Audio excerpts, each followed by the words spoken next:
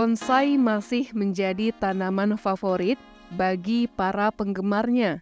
Tidak hanya terlihat indah, bonsai memiliki keunikan dan filosofi tersendiri. Seni bonsai merupakan seni yang membentuk serta pemeliharaan tanaman atau pohon yang dikerdilkan dalam pot.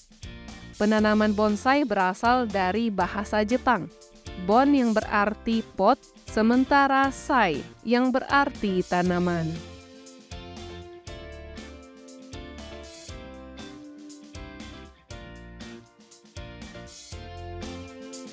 Seni tanaman bonsai sudah dikenal sejak ribuan tahun lalu, yakni sejak budaya Tiongkok kuno.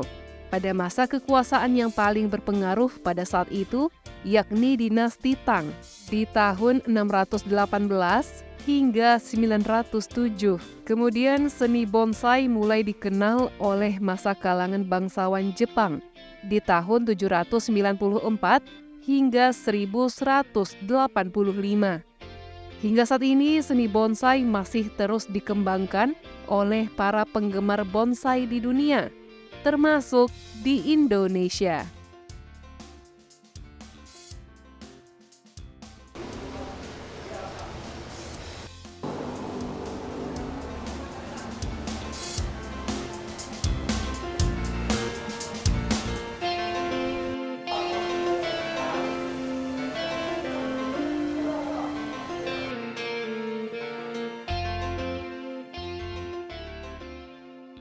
Kota Bengkulu salah satunya, memiliki banyak penggemar seni bonsai.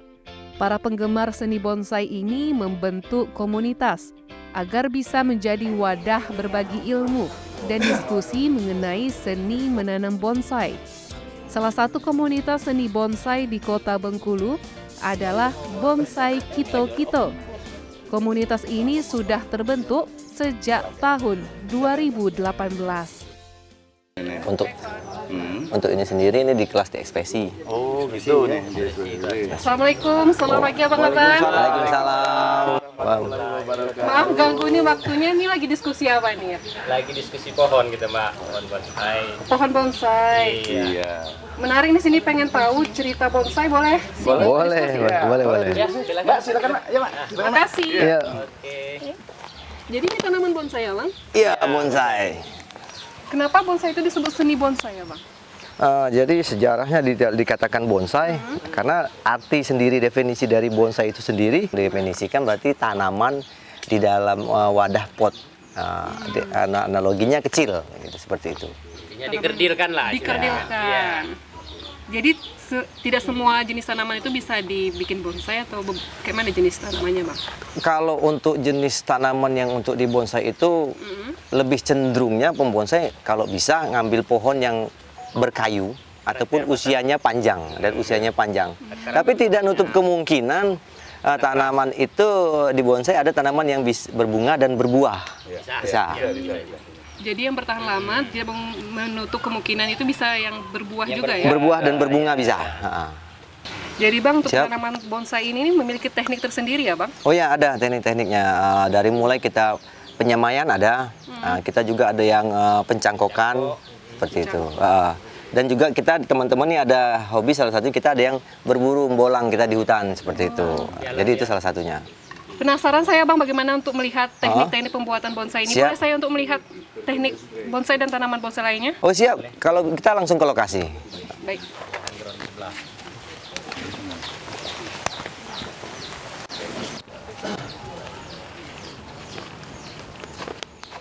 Nah Mbak Cindy, inilah lokasi kita. Kalau kami di bonsai ini bilangnya ini kita lahan ground seperti itu. ground. Ya, lahan ground.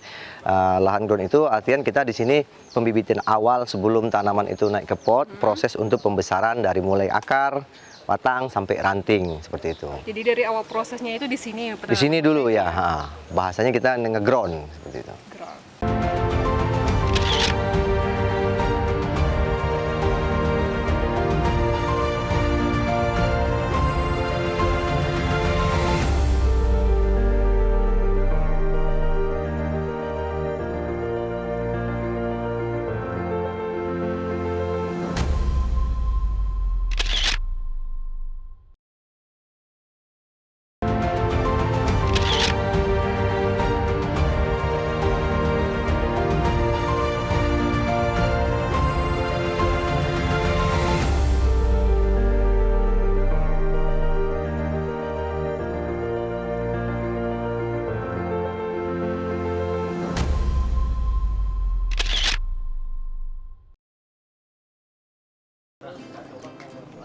Dengan terbentuknya komunitas, para penggemar bonsai merasakan manfaat yang tak ternilai, seperti terjalin silaturahmi, menambah jaringan pertemanan dari berbagai latar belakang profesi, serta memperoleh ilmu dari diskusi untuk merawat tanaman bonsai mereka lebih baik. Dengan perawatan yang baik, tanaman bonsai bisa menjadi sebuah investasi dan memiliki nilai jual tinggi. Lagi ngapain ini, Bang? Oh, ini lagi meruning istilahnya bahan-dahan yang nggak dipakai supaya nanti tanamannya kan Ya. fokus ke dahan-dahan yang mau kita pakai nanti. Jadi pas proses mengguntingan ini, bahan batang-batang yang perlu dipertahankan, yang dibuang itu jenisnya? Yang seperti ini, misalkan yang batang-batang tunggal kayak ini, kayak gini, nah ini yang dipertahankan.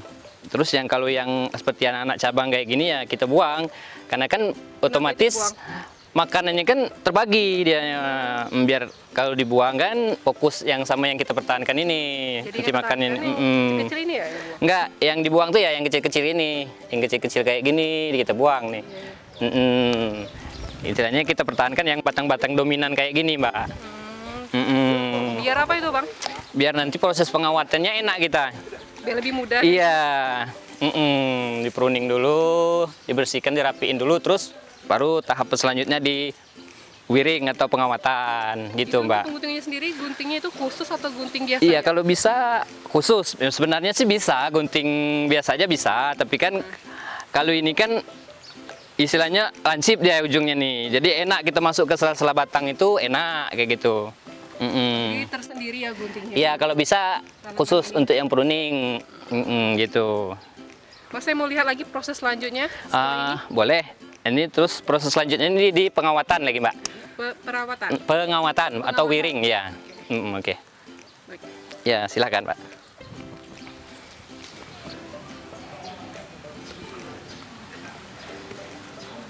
Ini lagi proses apa, Bang? Ini lagi proses pengawatan atau bahasa lainnya wiring. Nah, Wiring, proses ya, pengawatan. pengawatan. Kawatnya ini sendiri Ini khusus atau? khusus, ini memang kawat bonsai khusus dibikin, dibeli. Jadi seperti apa kawat yang khusus itu, Bang? Ya, Ciri-cirinya untuk bonsai ini? Dia lentur, Mbak. Lentur, ciri-cirinya. Kalau bentuk macam ada nomor-nomor ukurannya, ada besar, ada kecil. Tergantung ranting yang bakal kita kawat. Nomor-nomor berapa, 1 sampai 6 itu nomornya. Ini ranting yang sudah siap untuk dikawat itu seperti apa jenisnya, Bang? Jenisnya seperti ini. Jangan terlalu muda, jangan terlalu besar. Nanti susah diarahkan. Fungsi pengawatan ini mengarahkan dahan atau ranting. Mengarahkan biar kokoh? Biar kokoh, biar ikut arah yang kita mau. Nah, itu. Ada teknik tersendiri nggak, Bang, untuk mengawat bonsai ini? Ada teknik sendiri. Intinya Iya. teknik pengawatan ini harus jaraknya pas kayak gini. Intinya ini jangan terlalu muda, ini jangan terlalu besar. Jangan terlalu besar, jangan jadi terlalu muda. Rantingnya? Pak ya, ukuran gini lah bisa dikawat. Ini semuanya perlu dikawatin atau gimana, Bang? Perlu dikawatin. Perlu dikawatin. Kalau tidak dikawatin dia nggak berarah, nggak beraturan. Nggak berdiri gitu dia? Nggak berdiri tapi nggak sesuai keinginan kita. Biar terbentuk. Biar istilahnya terbentuk dahan, terbentuk ranting, anak cabang. Jadi dengan cara dililitkan seperti itu? Dengan cara ini dia terarah, yang ke arah mana yang kita mau, yang pas.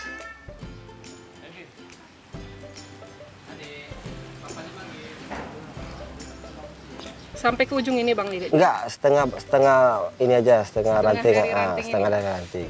Nanti dipakai juga cuma dikit ini, hanya dikit, enggak penuh kan? Oh, iya. Jadi ini nanti dipotong, dilepas, sudah kawatnya masuk ke dalam pohon. Sampai dilepas. berapa lama itu biar bisa dilepas kawatnya? Sampai 2 atau 3 bulan.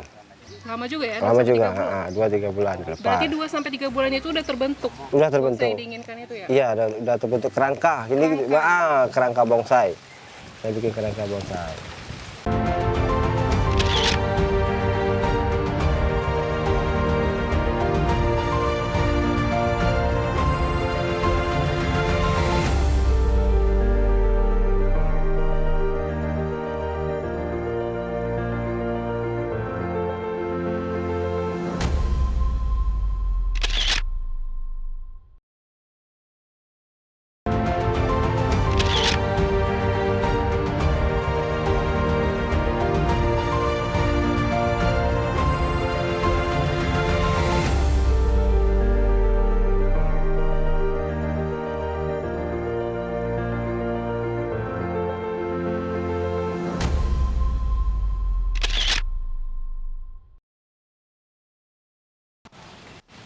Ini lagi proses apa Bang? Pemupukan?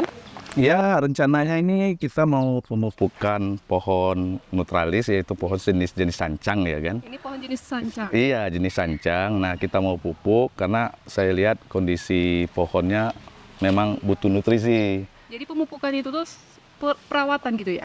Iya, termasuk sejenis perawatan dia, Pak. Ya, perawatan rutin itu untuk bermain bonsai. Ini untuk jenis pupuknya sendiri pakai pupuk apa ini Bang? Nah, kita kalau untuk pupuk pertama ya kan tradisional ya itu kita campurannya ya yang pertama itu kohe. Kohe di sini dalam artian ada kohe sapi, ada kohe kambing. Kohe itu kotoran sebenarnya, kotoran ininya. Jadi masih pakai pupuk tradisional? Masih lah, masih ini. Ada juga kita memupukkan dengan pupuk ya jenis kayak ini ya pupuk osmokot namanya. Osmokot. Iya, osmokot. Nah, yang kita berikan ini ya karena memang dibutuhkan sama pohonnya nutrisi. Nah, yang nutrisi. ya memberi nutrisi ya yang kemungkinan ya yang di dalam kohe tai sapi atau kambing tadi ya mungkin tidak seimbang kan. Nah, Jadi kelebihan pakai pupuk kohe ini apa Bang? kelebihannya ya kalau untuk kohe tai sapi maupun tai kambing itu tidak ada dampak. Dalam artian ketika kita memakai itu nutrisinya habis, ya dah. Nah, untuk kesuburannya aja dari pohon yang berkurang. Tetapi untuk kepadatan tanah atau keusang itu nggak ada. Tetapi ketika kita memakai pupuk kimia itu mengakibatkan kedepannya tanah itu jadi lebih padat dan gersang dia. Jadi makanya lebih baik pakai pupuk tradisional. Benar, ya? Mbak. Benar, Mbak. Ini semua tanaman bonsai pakai pupuk kohe ini atau cuma sancang ini aja pakai? Enggak, makanya saya bilang tadi ya kohe itu ada 2 jenis yang kita pakai, ya kan. Nah, karena emang komoditi tanaman ada yang cocoknya pakai kohe kambing, ada yang cocoknya pakai kohe sapi. Nah, kalau untuk sejenis anting putri, pohon anting putri, malahan kalau dikasih kohe kambing, dia daunnya menguning, Mbak, nggak subur. Jadi Nah, pakai pupuk apa? kohe sapi, Mbak. Kohe sapi. Iya, tetapi untuk sancang sama kimeng, waru dan yang lainnya itu biasanya lebih baiknya pakai kohe kambing, itu, Mbak. Jadi tergantung tanaman bonsai. Benar, jenis tanaman, Mbak. Tergantung jenisnya. Kondisi pohon bonsainya. Benar, iya. Nah, pemupukan kita juga ini ada 2 cara ini, Mbak. Ya, mau secara langsung ataupun secara disuntik. Dalam artian disuntik itu ya kita pakai semacam wadah, ya kan, semacam wadah ya seperti ini wadah. Ini kita bolongin atau kita taruh di air, itu kita sistem kocor, kita siram. Wadah yang mana? Air ini diaduk sama air. Nah, tetapi ada yang secara langsung. Yang secara langsung itu cukup kita taburkan seperti ini atau kita gali sedikit, ya kan? Nah, sudah itu kita timbun, Mbak, gitu, ya. Cuma ditaruh di dalam tanah itu aja. Iya, Mbak. Udah cukup itu, Mbak.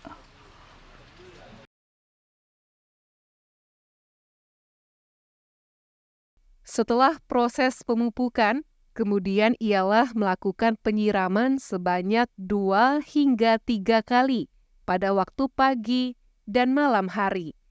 Hal tersebut dilakukan untuk menunjang pertumbuhan bonsai dengan cepat.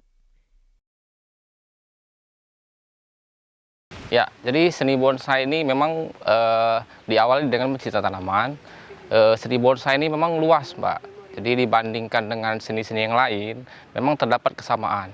Tetapi di dalam seni bonsai itu kita berproses, di mana proses itu memang cukup memakan waktu yang lama. Jadi di dalam bonsai selain kita diajarkan ke seni, kita diajarkan juga bagaimana kita mencintai tanaman dan melatih kesabaran. Mungkin itu aja dibandingkan dengan seni-seni yang lain. Kalau aliran bonsai kita ada 3 aliran. Aliran naturalis, ekspresionis, sama surrealisme. Kalau di bonsai, kalau saya sendiri, saya itu kan masih belajar nih, Mbak. Jadi seluruh aliran itu sebenarnya kita harus pelajari bagaimana setiap aliran itu mempunyai konsep yang berbeda. Jadi di naturalis dia punya konsep yang berbeda dengan ekspresionis. Begitu juga dengan surrealis. Setiap aliran-aliran bonsai itu memiliki dasar dan pakem yang memang melekat kepada aliran-aliran itu.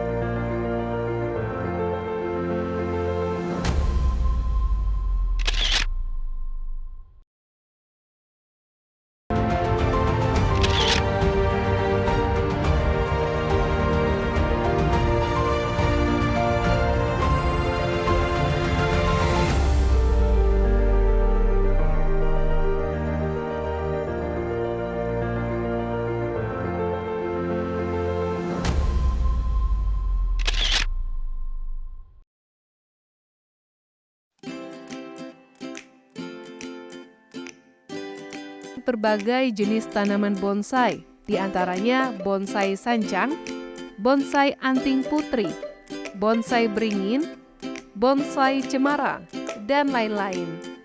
Di Kota Bengkulu, bonsai anting putri merupakan salah satu yang paling favorit bagi penggemar bonsai.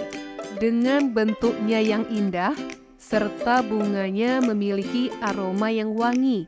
Tidak heran anting putri memiliki tingkat penjualan yang paling tinggi. Penjualan anting putri mulai dari ratusan ribu rupiah, bahkan bisa mencapai miliaran rupiah. Tergantung ukuran dan bentuk bonsai anting putri. Nah, Bang, kan bonsai ini kan bisa jadi potensi untuk menambah pendapatan. Kira-kira itu berapa ya, Bang, kalau dirupiahkan? Nah, dirupiahkan. Jadi kalau saya pribadi dari pola pembibitan ini, saya jual bibit itu 1 bulannya itu bisa misalnya laku sampai 20 batang. 20 batang, 1 batangnya itu saya jual sampai 300.000. 300.000. Nah, jadi sekitar per batang. Jadi saya dapatnya sekitar 6 juta sampai 5 juta rupiah gitu. Per bulan itu? Ya, bisa itu, Mbak. Biasa pasarnya ini dari lokal atau ada pesanan dari luar daerah?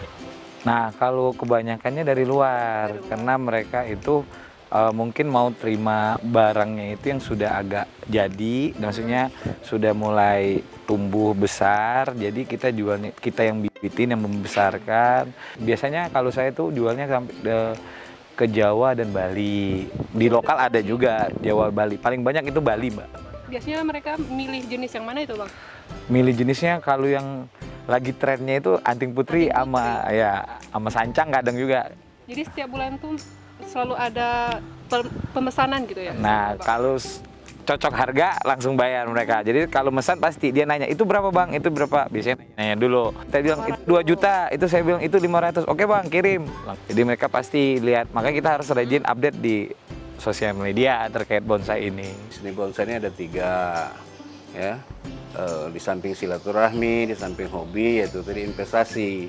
Tidak sedikit kawan-kawan dari budidaya bonsai ini yang bisa memuliakan anak, mensekolahkan anak. Ada juga yang udah terbeli mobil dari bonsai ini.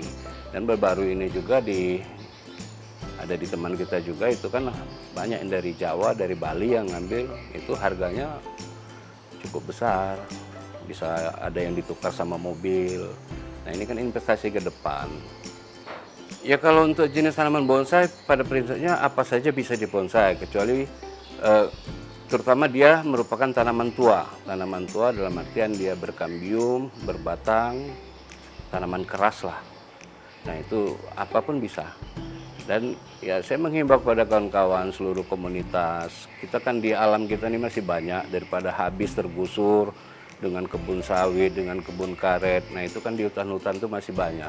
Seperti loa itu di pinggir sungai Tabah Penanjung itu masih banyak. Kemudian buni itu di daerah mulai dari Pondok Kubang sampai ke arah Dusun Dalam itu masih banyak. Kemudian asam-asaman seperti yang di ujung itu. Nah asam-asaman itu juga mempunyai prospek nilai yang tinggi karena di Jawa nggak ada, termasuk rukem. Nah, kalau kata orang Jawa rukem, kalau kita di Bengkulu itu rukam ya, rukam yang berduri-duri panjang-panjang. Nah itu banyak sekali di rawa-rawa.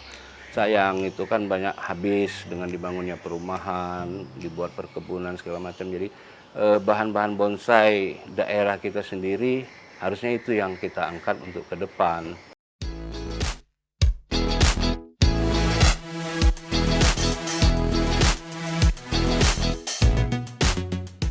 Keindahan serta nilai jual bonsai dapat dipengaruhi dengan cara Anda memperlakukan tanaman bonsai. Untuk mendapatkan hasil sesuai target, tentu harus memiliki usaha yang besar. Nah, bagaimana pemirsa? Anda tertarik dengan seni bonsai? Pemirsa, ternyata seni menanam bonsai itu banyak manfaat. Selain keindahan, bonsai juga bisa untuk mempererat tali silaturahmi bagi para komunitas-komunitas untuk menanam bonsai. Nah, selain sebagai tali silaturahmi juga bisa bonsai ini sebagai investasi karena memiliki nilai jual yang tinggi. Nah, pemirsa, sekian Lensa di Rafflesia hari ini. Akhirnya saya Cindy Claudia mewakili kerabat kerja yang bertugas pamit undur diri dan sampai jumpa di Lensa di Rafflesia berikutnya.